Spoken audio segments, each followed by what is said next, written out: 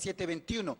Esta semana comentábamos que la Teletón, que se cumplió el fin de semana, no cumplió con la meta económica que se había impuesto. Le quedaron faltando algo así como 2.000 millones de pesos.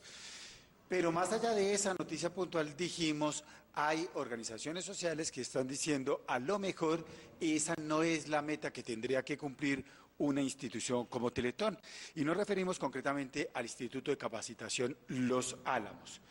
Como lo propusimos en esta mesa, hemos invitado a Mary Velandia Bustos, que es la directora de esa institución, que además es consejera nacional de discapacidad, para preguntarle, con los buenos días, Mary, ¿por qué la pregunta y dijéramos por qué esos cuestionamientos a la Teletón que durante tantas décadas nos ha hecho ponernos la mano en el corazón y pensar en los discapacitados? Bienvenida.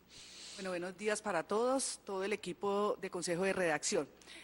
Realmente yo creo que tenemos que sacar un poquito el tema del nombre de Teletón y pensarlo en las organizaciones sociales y todo el compromiso que tienen las organizaciones sociales, el gobierno y la comunidad en general y principalmente hoy las personas con discapacidad sobre la garantía de sus derechos y el goce pleno de ellos. Entonces, lo que ha pasado con esta organización y con otras en algún momento es que han estigmatizado a las personas con discapacidad, en el sentido que son sujetos de la caridad o son héroes, porque a veces los volvemos héroes cuando hacen una actividad cotidiana que todos nosotros debemos hacerla. Entonces, realmente yo creo que así como Teletón, como otras organizaciones han venido a buscar recursos con el ánimo de aportar al servicio y a la población con discapacidad, tienen que reevaluarlo en el marco de la Convención sobre los Derechos de la Persona con Discapacidad, y es que, primero, la Convención nos dice que quien garantiza los derechos es el gobierno a través de programas, proyectos y servicios, como a cualquier otro colombiano que nos deben garantizar el derecho de la educación, de la salud. Y las organizaciones sociales lo que hacemos es coadyuvar a trabajar, a mejorar los servicios o a garantizar otro tipo de actividades que a veces no se alcanza con el gobierno, como es la investigación, como es volver visible la garantía de los derechos y el goce pleno de las personas con discapacidad. Entonces, creo que la función de las organizaciones sociales es revisarnos a nuestro objeto social y volvernos activos de la sociedad. ¿Qué es un activo de una sociedad o un bien público? Porque las organizaciones sin ánimo de lucro somos bienes públicos y es, venga, le entregamos nuestro conocimiento, nuestro saber, nuestra capacidad de gestión al gobierno para trabajar mancomunadamente y coordinadamente para lograr un objetivo, y es el que las personas con discapacidad gocen, disfruten y se les garanticen sus derechos. Mary, nuestra leyenda, que es una postura ya, digamos, frente al caso, dice, ¿por qué la Teletón no tiene sentido? ¿Tendría sentido si se reenfoca el propósito de un proyecto como Teletón Colombia? A ver, yo creo que, y estoy convencida que Teletón es una organización y tienen la estrategia de la búsqueda de recursos a través de medios de comunicación que los están apoyando, y ahora les digo qué papel juega el medio de comunicación en esta estigmatización o cambio de cultura hacia las personas con discapacidad, pero realmente Teletón tiene una misión de prestar y ofrecer servicios para la población con discapacidad, porque ellos son una IPS y posiblemente tendrán otras actividades. Entonces yo creo que es la estrategia, en esencia, creería, como todas las organizaciones sociales que atendemos población con discapacidad, que tenemos la meta y la buena intención de hacer actividades fundamentales, y que esta es una estrategia que sí deben reevaluar.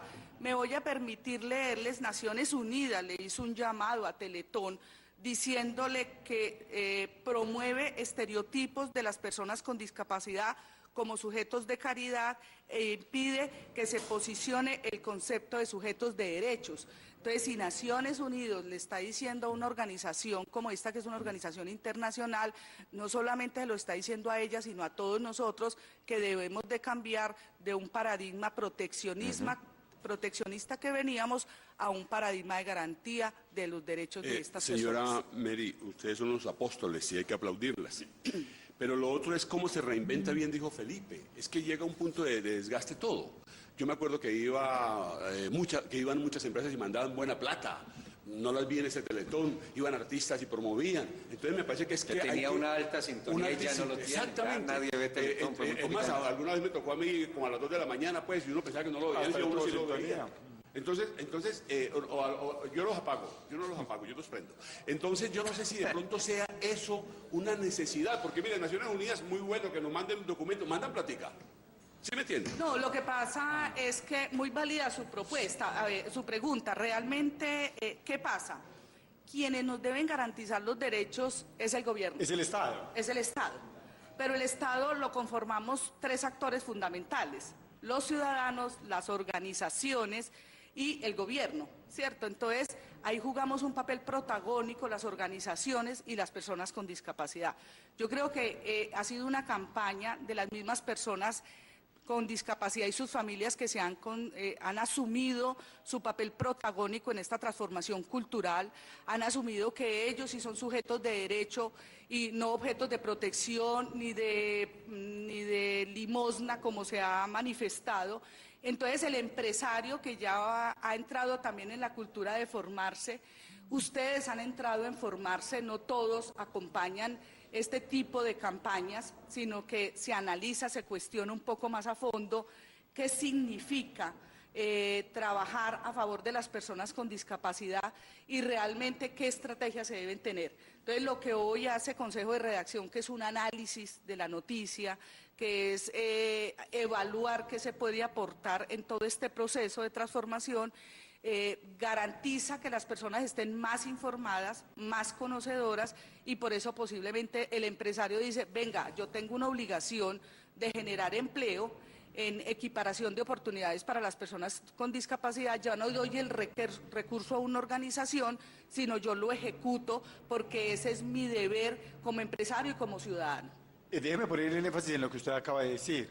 En lugar de hacer la donación a una organización puntual, puede ser más importante el apoyo a una persona con un puesto de trabajo, con la inclusión en materia de educación o cosas semejantes, que se ve, dijéramos, más enfocado y que de alguna manera uno ve más rápido el retorno de eso que está entregando. Sí, realmente lo que se está buscando con la nueva norma y el nuevo enfoque es, permitimos que las personas con discapacidad se autorrepresenten, se desarrollen, adquieran autonomía y autonomía e independencia. ¿Y eso qué quiere decir? Que a su vez el mismo sistema les está ofreciendo capacitación a todos los sectores para que permitan que las personas lleguen a la educación, al empleo, a la salud, a la recreación, haciendo unas transformaciones. Y principalmente los empresarios juegan un papel protagónico en este proceso, y es la posibilidad, primero que es el poder económico, pero también es la capacidad de generar empleo, no por ser la persona con discapacidad, sino porque cumple con unos méritos para llegar a estos puestos y a estos cargos, y se harán mínimamente los ajustes cuando sea necesario. Por ejemplo, para mí un ajuste son mis gafas, ¿cierto? Y quien creyera que si yo no las tuviera, yo no podría trabajar. Entonces, hay ajustes laborales de una rampa, de un acceso, de un programa que es un JOUS para las personas que puedan acceder a la tecnología, pero realmente es permitirse el mismo empresario de poder conocer y transformar su realidad y usar esos recursos en inversión y no en un gasto, ¿cierto? Entonces es distinta la posición hoy, yo creo que de la persona, la familia, de ustedes, de la comunidad en general y de las organizaciones sociales. Nos vamos transformando. Directora, es una de las críticas más fuertes hacia Teletón es que, si bien uno entiende que hay casos muy fuertes y hay casos en donde la incapacidad es extrema y digamos que no estarían habilitados para trabajar, la crítica es que todos los casos que ellos muestran es de personas que prácticamente no podrían desempeñarse laboralmente, cuando hay una cantidad de personas afuera que no están siendo incluidas, que sí se pueden desempeñar laboralmente y en sociedad, pese a que tengan una limitante. Sí, realmente la situación de las personas con discapacidad es igualita a la de todos nosotros. Por eso, cuando hablamos de derechos, los derechos humanos son de todos y de todas, ¿cierto?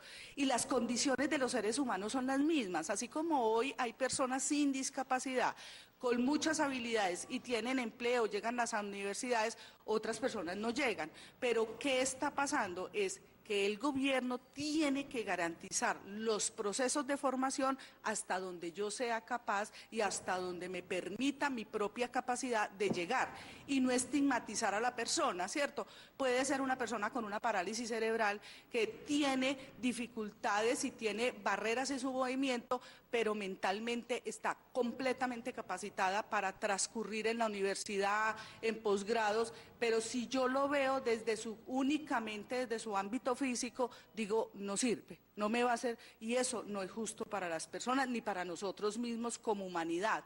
Entonces, es verdad que hay personas con graves afectaciones que requieren otro tipo de servicios, que requieren otro tipo de apoyos, que no van a ir a las universidades, pero que tienen el derecho a que se les garantice su calidad de vida, sus accesos a los servicios, a la recreación, al deporte, a sus procesos de rehabilitación. Pero per se no tenemos que calificarlos de que no son viables para vivir en una comunidad y que el gobierno no les garantice sus servicios. Mary, gracias por acompañarnos y por ayudarnos a desarrollar esta noticia, este tema.